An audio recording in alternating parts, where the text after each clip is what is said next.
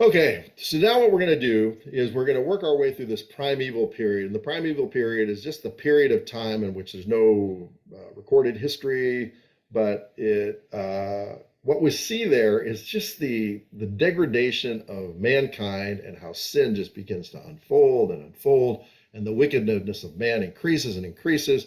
And that's where, I can remember as a non-Christian reading the Bible every Christmas, and I'd read and I'd get to chapter 4 or 5. Yeah, it's 5. And you start reading all this genealogy, right? And I'm like, oh my gosh, you know what? I'd shut the Bible. I'd be done with it until next Christmas, where I try to start this whole thing over again because I just didn't quite get it. But if you understand Genesis 3, you will understand this genealogy, that the key is the people's names, but the even more important and more maybe subtly placed is this phrase at the end of each of the people's names.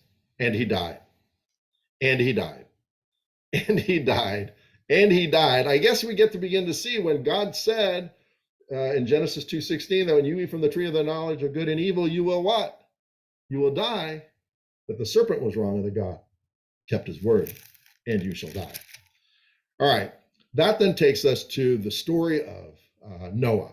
And I don't know if you know who Tim Hawkins is. He's a Christian comedian, and he depicts this story of or how often, when you have a child and you want to make the room really nice, that you put a rainbow in and you've got all the animals in Noah's Ark.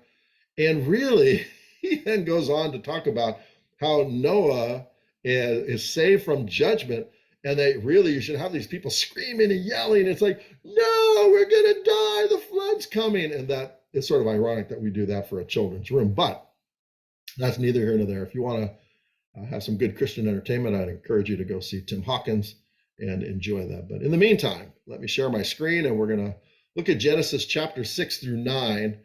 And what we're going to see here is that the righteous Noah amidst God's judgment and grace, right? So Noah is saved because of his righteousness, but we also see that God's judgment will be upon the wickedness of the world. But within that, wherever there's judgment, there's always grace. When Adam and Eve were judged, it was followed by grace, the garments, and removing them from the garden. When the people of the world sinned, God saved Noah as an act of grace to continue the line of humanity. And so it's an important aspect. When there is judgment, there grace is soon to follow. All right, so again, we're not going to work through all these verses. I just more want to give you a big picture of what's happening here. We see that in verse 9 of chapter 6, it says this, and these are the records of the generations of Noah. Noah was a righteous man. He did what was right. He represented God and his interests in the world. That's the whole point here. And that he fulfilled that which God gave Adam and Eve to do, to represent God and his interests, turning human chaos into divine order. And so it says he was a righteous man, blameless in his time compared to the others. Noah walked with God. And that's the key, that Noah walked with God. He was righteous, and his righteousness was because of his faith, which is demonstrated in him walking with God. And as a result, his righteousness is what resulted in his salvation. Okay? But we also see in the world that the world itself was corrupt. In verses 5 through 7, it says, and the Lord saw the wickedness of man was great on the earth, and every intent of his thoughts, of his heart, were on evil, and it was on evil continually. And then he goes on, and the Lord was sorry that he had made the man on the earth, and he was grieved in his heart.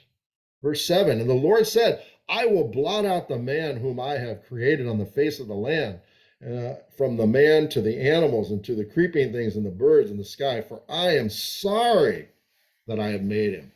Okay, so man has this exalted position as the image of God. After the fall, he no longer can image God, the verb side, right? He can't carry out his interest because he now wants to do his own interest. But he never lost being the image of God and having dignity and value, so God preserves him. But God is going to destroy the corrupt world. And then what we see is God makes a covenant with Noah. Okay, God had, I believe, had made a covenant with Adam that you are to be fruitful, multiply, fill, subdue, and rule the earth. And that was his covenant with Adam. He is now going to do the same thing with Noah. And that's in verse 22. It says this, and thus Noah did according to all that God had commanded him, so he did. And so there we see that with that he has this covenant and that he will be saved um, through this covenant that God is going to make. And then what's going to happen is we're going to go to 7 through 8, and we begin to then see this global flood. It's not a local flood, it's a global flood, and that he is going to drown every human being and every animal in the world. And that when Noah stepped into the ark, the conditions of the world and how the world was configured is going to be really different than when he comes out of the ark. That there is going to be a change in the world, and you see that because there's a change in the length of man's life, and there's a change in the topography, and there's a change in the climate. And all those things accompanied the fall. When man fell, so did our world. And so the idea that we're going to somehow get back to a pristine world and the environmentalists really want us to move in that direction, not going to happen. The reality is our world is falling. That doesn't mean we don't care for our environment, but the reality is we realize that we live in an environment that is hostile in a sense toward God, because you've got tornadoes and volcanoes and earthquakes, and you've got famines and all of that. That the earth itself is waiting for the day of salvation. We see that in Romans 8.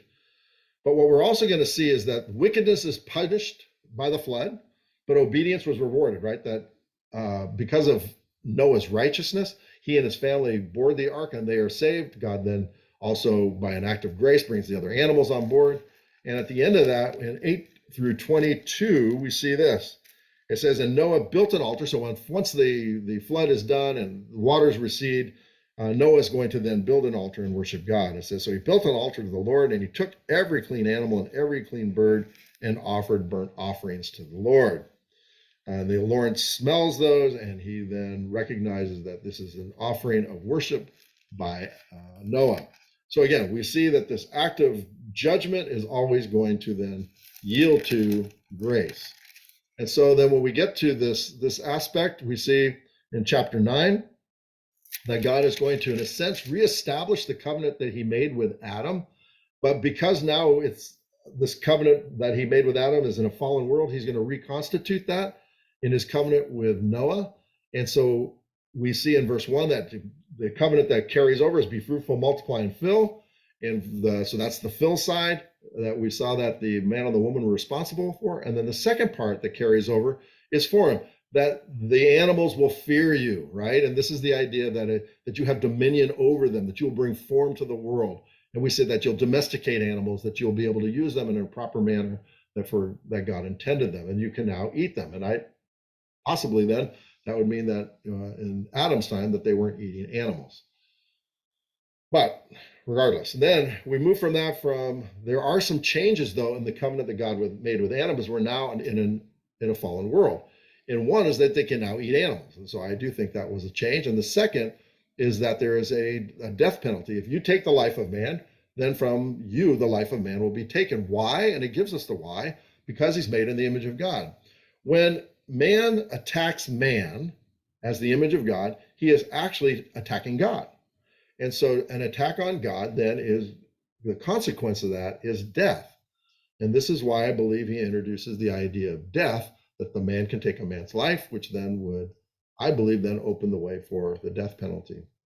And finally, he gives us this beautiful sign of the covenant, which is a rainbow. And what's really interesting is that the Jewish language did not have a word for rainbow, but they do have a word for an archer's bow or a warrior's bow. And if you look at the way the rainbow is configured, the archer's bow is pointing towards what? Heaven, not earth. It's not a reverse rainbow where you look down and the arrow would be pointing towards earth, which would indicate God's judgment. But it's actually pointed up, which seems to indicate that God at some point is going to take the judgment that man deserves upon himself. And we see that happen in the cross. And so it's just a beautiful picture of the grace of God yet again in the midst of judgment. He judges the world. But then he gives us the sign of the covenant he makes with Noah to say that I one day will take that judgment that you should have received upon myself. And we see that in the person and the work of Jesus Christ. So these chapters are very important. It reconstitutes our world. It helps us to see that man is saved through being righteous, being declared righteous by God, that one day God will take on that punishment for us, that there's an extension of the covenant that God made with Adam. He now makes that with Noah, but there's some changes, and that an attack upon a human being made in the image of God is like an attack upon God himself, and that results in death. And so we're now living in a fallen world, and God is moving this world towards a point where he is going to bring ultimate justice, but he's also going to express his grace so that we can enjoy him forever. But there are conditions on who will enter. So that will be moving towards our next couple of videos. Thanks.